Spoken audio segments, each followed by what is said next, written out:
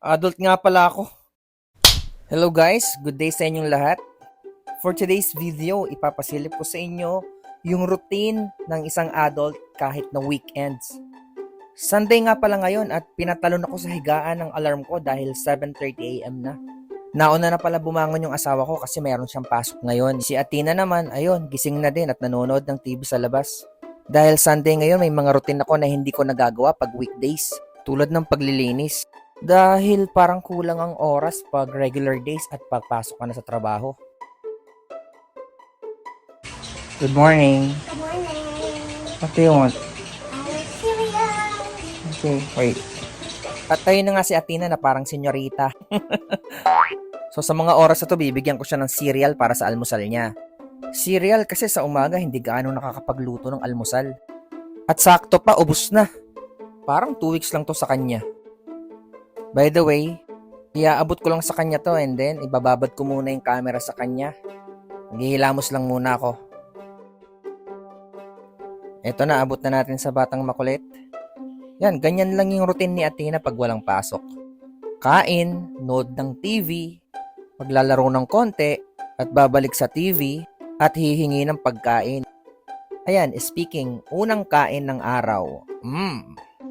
Pero syempre, mas okay sa amin yon yung kain ng kain kaysa sa walang gana. So habang naghihintay sa ihahatid ko sa pagtatrabaho dahil nag-aayos pa, ito ang isa kong routine every morning.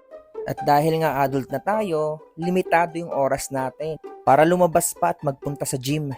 So dahil concerned tayo sa health and figure natin, ito yung way ko para kahit papahano, may exercise at activity pa rin ako. So hindi naman kalalaan to. Hindi naman kabigatan tong ginagawa ko. Mga ilang repetitions lang to ng push-ups na may 3 sets. Pangpabuhay lang ng lakas. So araw-araw naglalaan ako ng mga 1 minute to 3 minutes para lang magawa ko to. So ayan guys, more push-up tayo. So ayan gamit ko, maraming ganyan sa online shop. And okay naman siya. Okay guys, tapos na ako. Balik tayo kay Atina. At ayan, natapos niya na yung cereal niya. At dahil masarap maging bata, hilata lang siya. So this time, ready na umalis si Mami. Saying goodbye to each other kasi gabi na siya darating habang ako magja-jacket muna dahil mainit na kaagad, guys. Alas 8 pa lang pero tirik na ang araw. So let's ready guys. Helmet tayo syempre. Let's go! At syempre napakalapit lang ng trabaho niya sa bahay namin. Eto na agad kami. Bye Mami! Nakabalik na nga ako dito sa bahay. Tuloy lang natin yung routine. Maglilinis muna ako ng konti. Ito yung hindi ko gaanong nagagawa pag weekdays talaga.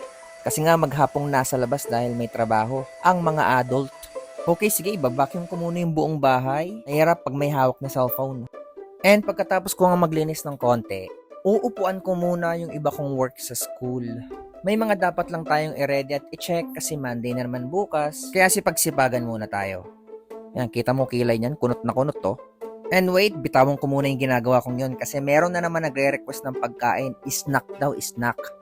So, time check 9:30. Tama nga naman, merienda time na. So, syempre yung ibibigay natin is yung favorite niya na kung saan ay healthy foods din.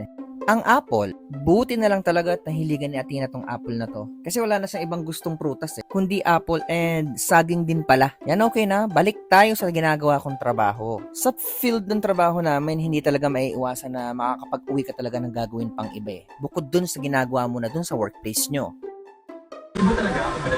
What? What do you need? I need vitamins. Help guys. And ayun, na-interrupt na naman tayo kasi yung isa may gusto na namang gawin. Pero tama nga naman, hindi pa siya nakakainom ng vitamins. So syempre dahil parents tayo, mas sinisigurado natin na kompleto talaga ang nutrition nila at syempre malayo sa sakit. Kaya sinisure namin na bukod sa pagkain, meron dapat siyang vitamins pa na lalong magpapalakas sa kanya at magpoprotekta sa kanya. And syempre yung gusto namin, magpataba pa sa kanya. So, good thing naman sa part ni Atina, lahat ng vitamins niya ay gustong-gusto niya. And for sure, yun din yung nagpapatakaw sa kanya And with that, konting oras pa yung lumipas at ito na, maghahanda na ako ng tanghalian niya. So ngayon, hindi muna ako nagluto tulad ng mga ulam na niluluto ko dun sa iba kong videos. Nag-nuggets na lang muna siya para mabilis lang lutuin at eto na, papakainin ko na siya. Gutom na daw siya So si Athena pa lang yung kumakain ng lunch kasi ako mamaya pa. Fasting muna mga par. And after kumain ni Athena, niliguan, binihisan at inayusan ko na rin siya. Dahil kung hindi, maya-maya lang paghapon na, may maasim na akong maaamoy. Yan, minsan malambing kami sa isa't isa. And minsan din nakaka-high blood na din yan si Athena. Pero wala, ganun talaga. Bottom line, magtatay kami. Love ko siya, love niya ako, syempre.